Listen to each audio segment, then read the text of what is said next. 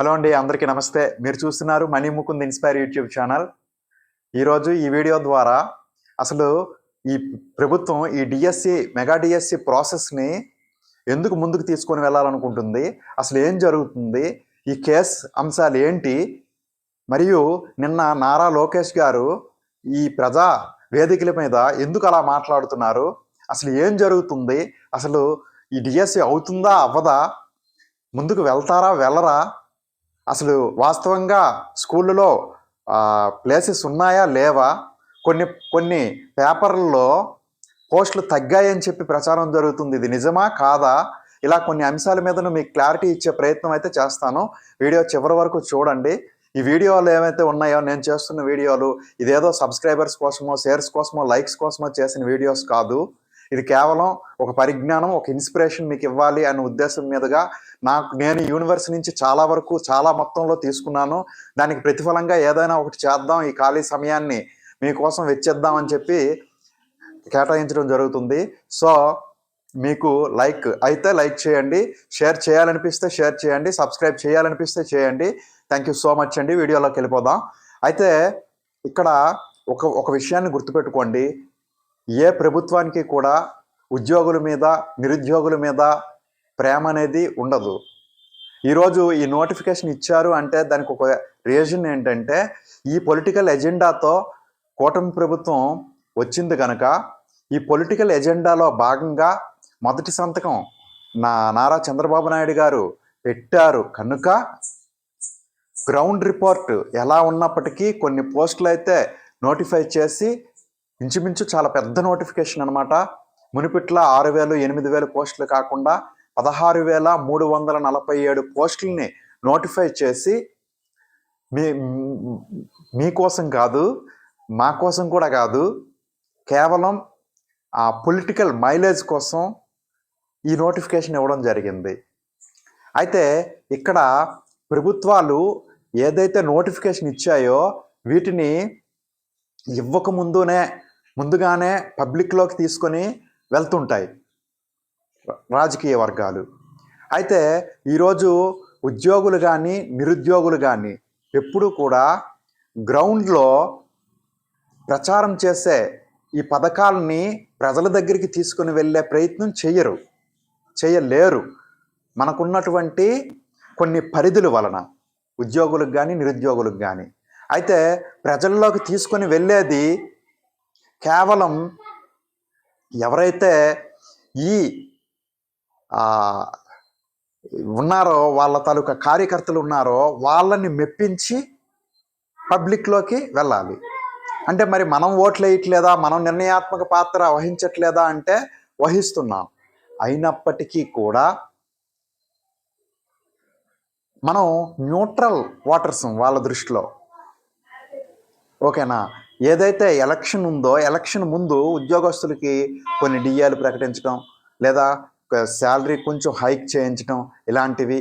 నిరుద్యోగులకి కొత్త రిక్రూట్మెంట్స్ని నోటిఫికేషన్ ముందు వాళ్ళు పబ్లిక్లోకి వెళ్లకుండా, అవేర్ చేయకుండా కొత్త రిక్రూట్మెంట్స్ని ఇవ్వడం, ఇలాంటివి చేస్తే సరిపోతుంది. సో ఇప్పుడు ఆల్రెడీ ఈ మొదటి సంతకంగా ఈ నోటిఫికేషన్ని ప్రకటించడం వలన ఏదైతే అపోజిషన్ పార్టీల నుంచి, అపోజిషన్ కార్యకర్తల నుంచి పెద్ద ఎత్తున విమర్శలు రావడం వలన ఈ నోటిఫికేషన్ని త్వరితగతిన పూర్తి చేయాలనే ఆలోచనలో ప్రభుత్వం ఉంది. అయితే మన న్యాయబద్ధమైన ప్రతి కోరిక కూడా ప్రభుత్వానికి ఎన్నో లక్షల విన్నపాలు వెళ్ళాయి. కేసెస్ కూడా వేశారు. ఆ కేసెస్ కూడా ఫైల్ అయ్యాయని ప్రతి విషయం కూడా ప్రభుత్వానికి తెలుసు. అయినప్పటికీ ముందుకు వెళ్తుంది. యొక్క స్టేటస్ ప్లస్ ఇవి ముందుకు వెళ్తాయా వెళ్ళవా అనే విషయం ఈ యూట్యూబ్ ఇన్ఫ్లుయెన్సర్ అలాంటి వాళ్ళందరికీ తెలుసు. కానీ మీ దృష్టిలో అవి అదిగో పులి, ఇదిగో ఆ పిల్లి అనే చందంగా మిమ్మల్ని మభ్యపెడుతూ రేపు ఆగిపోతుంది, ఈరోజు ఆగిపోతుంది అని చెప్పి అంటే వివిధ రూపాల్లో నిరసన వ్యక్తం చేస్తూ మీ ముందు హై డ్రామా జరుగుతుందన్నమాట. దీన్ని మీరు గమనించుకోవడం లేదు. ప్రభుత్వం ముందు ఈరోజు కేవలం రేపు రానున్న స్థానిక ఎన్నికలు ప్లస్ ఇప్పటికే 1 సంవత్సరం పూర్తయింది, ఎటువంటి పథకాలని కూడా ప్రజల్లోకి తీసుకొని వెళ్ళలేకపోవడం, అర్థమైందా? ప్రజల నుంచి వస్తున్నటువంటి వ్యతిరేకతని వాళ్ళు కప్పిపుచ్చి, అర్థమైందా, ముందుకు వెళ్ళే దిశగా వాళ్ళ అడుగులు వేస్తున్న తరుణంలో ఇది ఒక ప్రధాన ఆటంకంగా ఉంది కనుక దీన్ని ఎలాగైనా కంప్లీట్ చేస్తే మాత్రమే ఇక్కడ ముందుకు వెళ్ళే పరిస్థితి ఉంది, విపక్షాల దృష్టిని ఎదుర్కొనే సిచ్యువేషన్స్ అయితే ఉన్నాయి అనే దృక్పథంతో ఈ చాణక్య నీతిలో భాగంగా బలవుతున్నారు. దీన్ని అర్థం చేసుకోండి. అర్థమైందా? ఎప్పుడైతే మీరు మీ ప్రిపరేషన్ స్థాయిని పెంచి ఈ 18 రోజులు సమయాన్ని కేవలం ప్రిపరేషన్ కోసం మాత్రమే కేటాయించి, అర్థమైందా, మీ కుటుంబాల్లో వెలుగు నింపండి.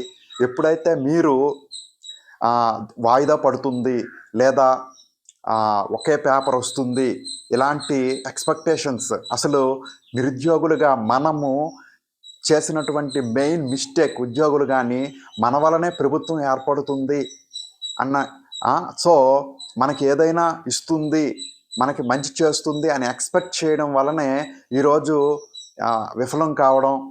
సో దాంట్లో మనం చాలా ఉద్వేగభరిత స్థితికి లోను కావడం జరుగుతుంది. ఇటువంటి ఎక్స్పెక్టేషన్స్ అన్నీ వదిలేయండి. ఫస్ట్ అయితే ఇలాంటి పొలిటికల్ అనలిటిక్స్ వీడియోస్ అయితే చూడటం మానేయండి. కేవలం మీకు ఇన్స్పిరేషన్ కోసం, మీకు ముందుకు వెళ్ళడానికి, భవిష్యత్తులో మీకు రేపు రానున్న ఎగ్జామ్లో మీకు ఉపయోగకరంగా ఉన్న వీడియోలని చూడండి.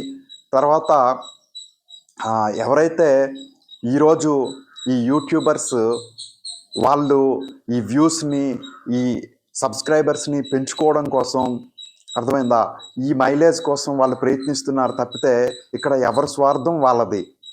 అర్థమైందా? బలవుతున్నది నువ్వు, అది గుర్తుపెట్టుకో. అర్థమైందా? అందుచేతను మీరు చాలా అవేర్గా ఉండాల్సిన సమయం, సోషల్ మీడియాకి చాలా దూరంగా ఉండాల్సిన సమయం. ఎందుకంటే ఏదైనా మార్పు జరుగుతుంది ఎగ్జామ్లో అంటే అది ఆకస్మికంగా జరగదు. అర్థమైందా? చిన్న చిన్న లీక్లు వస్తాయి. ఈరోజు వరకు పేపర్లో ఎటువంటి అప్డేట్ లీక్ అనేది లేదు, ఎటువంటి మార్పులు చేర్పులు లేవు, స్పష్టంగా చెప్తున్నారు. అర్థమైందా? వాళ్ళ కార్యకర్తలకు కూడా వివిధ సభల్లో లోకేష్ గారు పదే అర్థమైందా, ఇప్పుడు రేపు పాఠశాలల్లో ఉపాధ్యాయులు అవసరం లేదు, ప్రభుత్వం దగ్గర కూడా అందుకు సరిపడా నిధులు లేవు, అయినప్పటికీ కూడా ఉపాధ్యాయ నియామకాలు చేపడతాం అని చెప్తున్నారు. అంటే ఇందులో చాణక్య నీతిని మీరు అర్థం చేసుకోండి చదువుకున్న వాళ్ళగా. అర్థమైందా? ఈ వీడియో కొంతమందికి బాధిస్తుందని తెలుసు. అర్థమైందా? ఎవరైతే ఎక్స్పెక్ట్ చేస్తున్నారో టెట్ కానీ ఇంకా సమయం సరిపోలేదు కనుక మా మహిళలైతే, పిల్లలతో ఉన్నటువంటి అభ్యర్థినులైతే చాలా వేడుకోలుగా, చాలా బాధ అనిపిస్తుంది, కామెంట్స్ రూపంలో కూడా తెలియజేస్తున్నారు.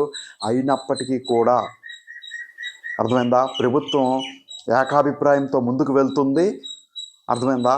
ఎందుకంటే ప్రభుత్వం దృష్టిలో కూడా మనం ఆలోచిస్తే వాళ్ళు మరొక 5 ఏళ్ళు వేయకపోయినా ఉపాధ్యాయులైతే స్కూళ్ళలో అవసరం లేదు. ఎందుకంటే రేషనలైజేషన్ ప్రక్రియ ద్వారా గత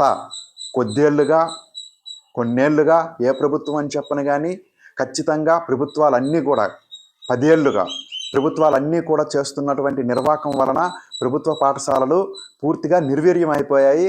ఆ తప్పుని ఉపాధ్యాయుల మీద నెట్టుతూ, అందులో కూడా ఈనాడు, ఆంధ్రజ్యోతి, సాక్షి అన్ని పేపర్లు కూడా సక్సెస్ఫుల్గా ముందుకు వెళ్తున్నాయి. అర్థమైందా? రేపొద్దున మీరు కూడా ఉద్యోగులుగా వచ్చిన తర్వాతను ఆ నిందను మొయ్యాల్సి వస్తుంది. అర్థమైందా? జీవితం అంటే ఎన్నో ఆటుపోట్లు, ఎన్నో నిందలతో ముందుకు వెళ్లాల్సి ఉంటుంది. సో మీరు బీ రెడీ. ఈ ఎగ్జామ్ అయితే కంపల్సరీగా క్రాక్ చేయండి, మంచి భవిష్యత్తు ఉంటుంది. ఎందుకంటే ఒక మధ్యతరగతి వాడికి ఫస్ట్ జనరేషన్ ఎంప్లాయ్మెంట్స్ ఏవైతే ఉన్నాయో అవి 1 టీచర్ ఉద్యోగాలు, 2 పోలీస్ కానిస్టేబుల్ ఉద్యోగాలు. ఈ 2 రిక్రూట్మెంట్స్ కూడా గత ప్రభుత్వం నిర్లక్ష్యం చేయడం వలన వైఫల్యం చూసింది. ఎందుకంటే పబ్లిక్లో తిరుగుబాటు వచ్చింది, మీలో కాదు. నిరుద్యోగుల వలన మార్పు రాలేదు, ఉద్యోగుల వల్ల కాదు, పబ్లిక్లో తిరుగుబాటు వచ్చింది. వాళ్ళకి తెలిసినవి కూడా అవే అనమాట. సో ఈరోజు వీటిని ముందు సక్సెస్ఫుల్గా కంప్లీట్ చేసి తర్వాత ఏవైతే పథకాలు కొన్ని రిలీజ్ చేసి స్థానిక ఎన్నికలకి వెళ్ళాలి అన్న వ్యూహంతో కూటమి ప్రభుత్వం ఉంది.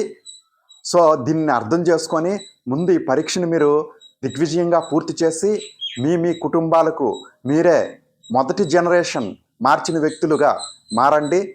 ఆటోమేటిక్గా నెక్స్ట్ జనరేషన్ పై ఉద్యోగాలకు ప్రిపేర్ అవుతారు. మీ నెక్స్ట్ జనరేషన్ అది అందరికీ తెలిసిన విషయమే. సో మీరే మీ కుటుంబానికి రాజుగా రాణించండి. Thank you so much. ఈ వీడియో ఇంతవరకు ఓపిక్గా చూసినందుకు. ఈ వీడియో మీకు ఉపయోగకరంగా ఉంటే లైక్ చేయండి, లేదంటే విడిచిపెట్టేయండి. ఇలాంటి వీడియోస్ చూసే ప్రయత్నం అయితే చేయకండి. ఈ వీడియో ఎవరికైనా చదువుకునే అభ్యర్థులకు ఉపయోగకరంగా ఉంటుంది అనిపిస్తే వాళ్ళకు కూడా షేర్ చేసి సేవ్ చేయండి. Thank you so much. Love you all.